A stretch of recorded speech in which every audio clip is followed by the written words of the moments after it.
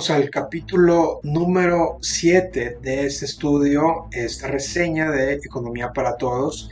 Y como mencionamos anteriormente, a partir de aquí el autor comienza a evaluar, a explorar las cosmovisiones que están en conflicto y que cada una de ellas busca dominar no solo nuestra manera de pensar, sino dominar la economía mundial, el consumo, las empresas, el poder, etc. Y en este capítulo 7 titula Filosofías y sistemas económicos, el espectro entre el control y la libertad. Y el espectro es, vamos a mirar la franja que voy a poner en pantalla, y como introducción el autor comienza diciendo: una filosofía y sistema debería facultar a hombres y mujeres para que sean buenos mayordomos delante de Dios. En otras palabras, esto que él dice es muy ideal, podría decir idealista, muy limitado. Es decir, el gobierno, con todo su andamiaje, debería existir para que usted y yo podamos ser buenos mayordomos delante de Dios. Mejor dicho, todo lo que existe, la estructura gubernamental, debería existir exclusivamente para hacernos la vida más fácil a usted y yo, para que podamos producir más, acumular más riqueza y ser más libres. Imaginen una estrella, como cuando los magos iban en la estrella de Belén, detrás de ella. Nosotros también tenemos una estrella, esa estrella es nuestra mayordomía. Apuntamos y queremos ser mayordomos de Dios, decidir bien y cada día mejor, uno, con el fin de glorificarle, y dos, con el fin de que nos vaya mejor. En relación a eso, se conecta esa estrella, ese objetivo, ese ideal con el espectro de los sistemas económicos. Hay dos tipos de filosofías, una atea y una cristiana, o una divina o bíblica, como usted quiera decir. Y aquí el autor va a comparar, aquí comienza a comparar las cosmovisiones y los sistemas políticos o ideales económicos, mejor dicho, principalmente uno, el mercado libre. También puede entenderse como capitalismo, pero esa palabra no es igual hoy en día como se usó anteriormente, empezando porque fue Carlos Marx quien, hasta tengo entendido, la acuñó en su libro El Capital. 2. Intervencionismo, una economía intervencionista. Y 3. Sistemas de lo que el autor llama comando y control. Nos vamos a referir a sistemas de comando y control como sinónimos de comunismo o socialismo. Que generalmente cuando nos hablan de economía lo vemos como complejo, y esto lo mencionamos en la lección número 1, en donde se ve como algo complejo, pero no es así. Los principios que operan en el cuadro global también operan en nuestro cuadro pequeño. Y de nuevo, usted no tiene que ser economista para entender estos principios básicos. Las siguientes preguntas nos pueden ayudar. Cuando comienzas a hablar acerca de sistemas filosóficos y políticos, y cuando lo ves complejo, entonces haces esta pregunta: ¿cómo es que cierta opción económica me ayuda a ser mejor mayordomo delante de Dios? ¿Cómo me aporta cierto pensamiento o cierta decisión económica a ser un buen mayordomo ante Dios? 2. ¿Permite X o Y sistema económico que el hombre sea un buen mayordomo delante de Dios y cumplir el mandato cultural? Y 3. ¿Será que este sistema X o Y impide, previene o prohíbe que usted y yo como individuos seamos buenos mayordomos ante Dios y podamos decidir con el fin de cumplir el mandato cultural? Estas 3 preguntas son simples y básicas para usted y yo evaluar, discernir y juzgar justamente un sistema económico, una decisión, un partido político, una decisión económica y tal vez más. La lógica, mejor dicho, la lógica de la mayordomía, es decir, esa estrella que nos guía, mayordomía, en medio de yo estoy aquí, busco ser mayordomo, la lógica de la mayordomía es el elemento clave para que un cristiano evalúe, ponga la radiografía, el X-ray, a una filosofía económica a la luz de la cosmovisión cristiana. Satanás es nuestro enemigo y él no quiere que seamos buenos mayordomos ante Dios. Hay individuos que, conscientes o inconscientes, ya sea por falta de información o por una cosmovisión errada, anticristiana, de nuevo, de forma inconsciente o consciente, impiden que usted y yo seamos buenos mayordomos ante Dios. Cada individuo, cada hombre y mujer que existe en el mundo edifica un reino, ya sea el reino de Satanás o el reino de Cristo. Y siempre que existe el pecado, nunca habrá un sistema perfecto. Las políticas económicas utópicas de redistribución, de merecimiento y de bienestarismo son eso, utópicas. La única utopía existió en el jardín del Edén. Pero siempre que haya entropía, siempre que haya caos, siempre que haya pecado y todo tienda a la descomposición, jamás existirá un sistema económico perfecto.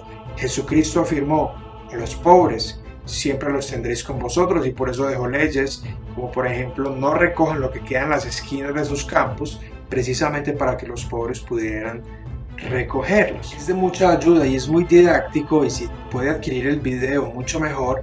Ese espectro económico sirve para nosotros entender que cualquier sistema y política económica de nuestra época hoy cae dentro de uno de estos tres puntos del espectro. A medida que rechazan a Dios, los valores morales, la ética cristiana y judeocristiana, por decirlo así, se inclinan hacia una economía que declina y hacia una sociedad que decae.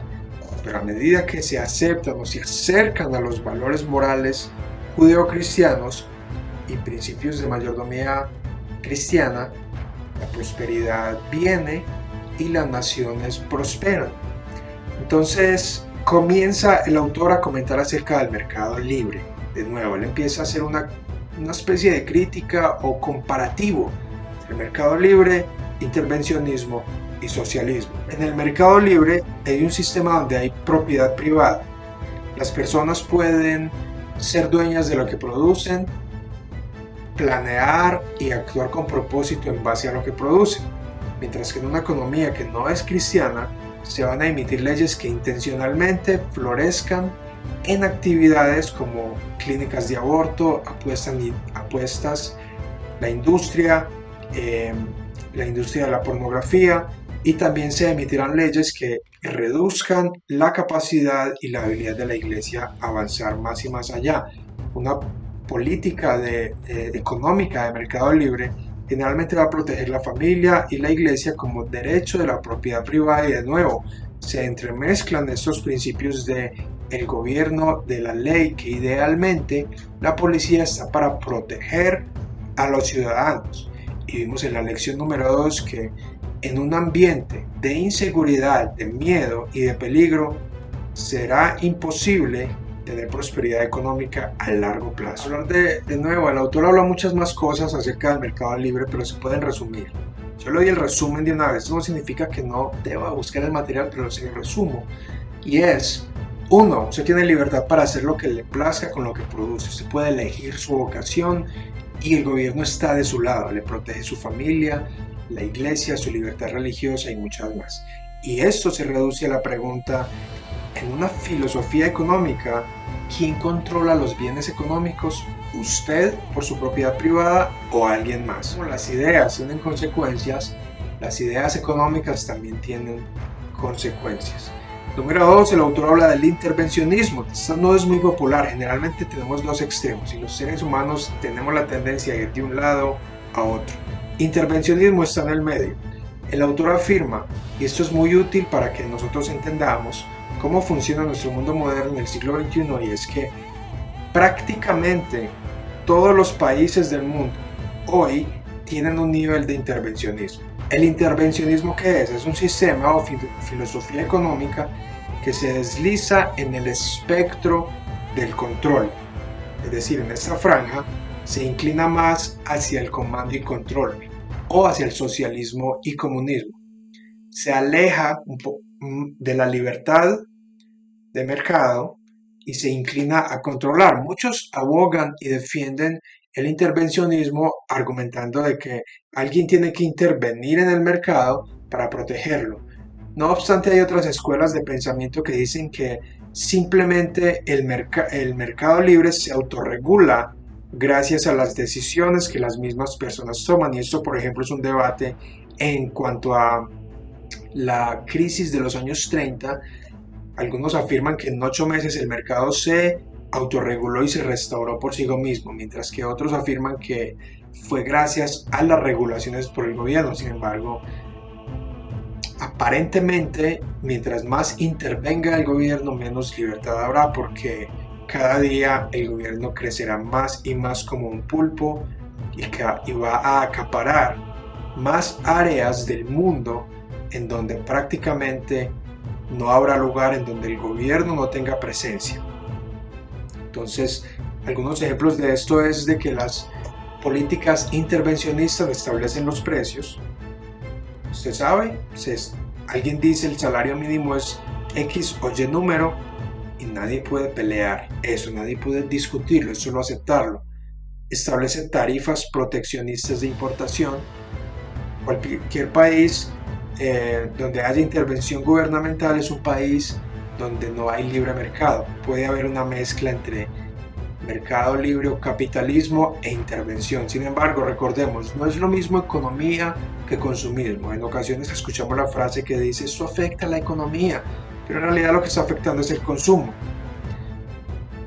Me atrevo yo a decir que Sudamérica es intervencionismo y se acerca cada día más y más a comando y control. En Latinoamérica no tenemos libre mercado. De otra manera, la historia nos muestra que aquellas naciones con políticas y filosofías económicas de libre mercado han sido potencias mundiales.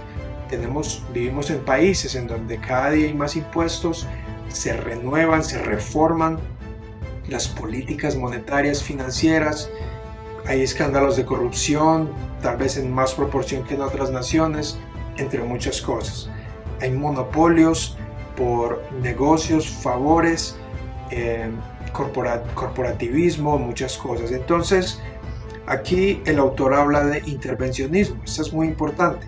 Tal vez vivamos en países que no son socialistas, no son comunistas, pero ¿qué tanto aportan a nuestra libertad para ser mayordomos ante Dios? ¿Qué tanto nos facilitan ser mayordomos ante Dios? ¿O será que nos impiden y previenen que seamos libres de producir riqueza y de servir a Dios con nuestros recursos? Esas son buenas preguntas. De políticas de comando y control, que en otras palabras podríamos llamarlas comunismo o socialismo. Propiedad privada y el libre comercio es vetado. Ejemplos de Corea del Norte, la Unión Soviética, Cuba, Vietnam y Venezuela son algunos de estos ejemplos en donde son gobiernos, políticas y sistemas económicos de comando y también nos provee de 4 preguntas muy útiles que cada uno de estos sistemas, mercado libre, intervencionismo y comando y control, puede responder. 1. ¿Qué se produce? 2. ¿Quién lo produce? 3. ¿Cómo se produce? Y 4. ¿Para quién se produce? Y la mejor forma de responderlo es a través de un pasaje bíblico que el autor aborda y es Éxodo capítulos 5 y 6. En Éxodo capítulo 5 y 6 vemos la historia de Moisés, los hebreos y Faraón. Y vamos a desglosar 9 cosas que podemos extraer como ejemplo para demostrar que las cosmovisiones que dominan o tienden a dominar a los seres humanos son las mismas ayer y hoy. Número 1. Faraón niega al Dios soberano. Era la creencia en Egipto que el faraón era prácticamente el hijo de Dios, el sol. Él era Dios, negaba al Señor invisible. 2. Su preocupación, su interés era que los esclavos trabajaran exclusivamente para él, como dice el texto, para construir sus ciudades en aquella época de Pitón y Ramsés. 3. No les daba día de descanso a sus esclavos. Trabajaban de sol a sol, del domingo a domingo. No era una sorpresa que cansados llegaban en su casa en la noche a multiplicarse. 3. Había burocracia, es decir, capataces y funcionarios públicos tomados de los mismos hebreos para hacer trabajar e incrementar con presión y dominio a los hebreos que eran esclavos. 5. Él controla el capital. Recordemos que el capital no es solo dinero, él era el dueño de la tierra. Él era el dueño y controlaba el capital. 6. Controla los medios de producción. Recuerden que en ese texto, si lo lee, dice que había que fabricar unos ladrillos. Él controlaba la paja, el lodo, lo que sea que fuera para poder fabricar estos ladrillos. Número 7. Es dueño de la vocación de las personas. Como en algunas películas como Divergente, las personas no podían escoger su vocación, ni decidir qué estudiar, ni a qué dedicarse en la vida, ni qué arte desarrollar. En absoluto, el Evangelio de la Prosperidad allí fracasaría, porque Faraón era dueño de la vocación de la gente. Tanto el niño como el anciano tenían que trabajar. Número 8. Prohíbe la libertad de culto, por supuesto. Él quería establecer imágenes por todos lados porque él se creía Dios. Entonces no se podía adorar y si no tenían ningún día para descansar, pues era imposible buscar su propia religión. Y número 9, por la opresión la gente pierde la fe en Dios. ¿Ha notado usted que los países comunistas o de corte socialista, de comando y control, no tienen fe? Por ejemplo, en Corea del Norte menos del 1% son creyentes en Dios o en una especie de cristianismo. Es decir, que todo esto causa que no haya una creencia, una verdadera fe en Dios. Entonces, de nuevo, se ve la relación entre libertad de culto y libertad económica. ¿Cómo usted puede servir a Dios, ser consciente que los recursos, el conocimiento, el capital, las facultades intelectuales o físicas que usted tiene las puede poner al servicio de Dios como mayordomo? Entonces, el capitalismo o el mercado libre está a un lado del espectro. Enfatizan el capital y los medios de producción. El socialismo está al otro extremo del espectro, el cual busca el control de los medios de producción, decide que no existe la propiedad privada con el fin de redistribuir, violando el séptimo mandamiento de no robarás. Los precios son establecidos por el Estado, es decir, que no por la oferta y la demanda, y la oferta monetaria es controlada por el Estado, por eso la tendencia es a imprimir dinero y a crear inflación. Entonces, el autor pone dentro de esta misma bolsa de comando y control a los comunistas, socialistas, nacionalsocialismo y habla de las rutas hacia el socialismo. Hay dos rutas, es decir, ya sea que usted viva en un país capitalista o de mercado libre, aunque si está en Latinoamérica o está en uno comunista o socialista o en uno de intervención, hay dos medios para llegar hacia el extremo de comando y control. Son dos rutas, así como hay una ruta de la escasez a la abundancia, hay dos rutas para llegar a esto. Y una es por medio de la revolución, como en Rusia en 1917 hubo una gran revolución y tomaron y allí implementaron o impusieron el sistema socialista. Y tercero es una evolución, como sucede en los Estados Unidos, Inglaterra y como sucede en la mayoría, y es que paulatinamente, poco a poco, por medio de la educación y progresivamente, se logra implementar políticas y sistemas de comando y control, y creo que esa es la tendencia. Entonces, hasta acá tenemos estos dos episodios, capítulos 6 y 7, una historia de dos teologías, de Dios a la política. Así que amigos, todos somos seres políticos. Nuestro concepto de Dios siempre va a influenciar nuestro concepto del hombre y el resto de cosas, incluyendo nuestro prójimo, como vemos el mundo, el trabajo, el orden creado, la familia, la policía, la educación, los hijos, etc. Espero que te haya sido de edificación, de aprendizaje.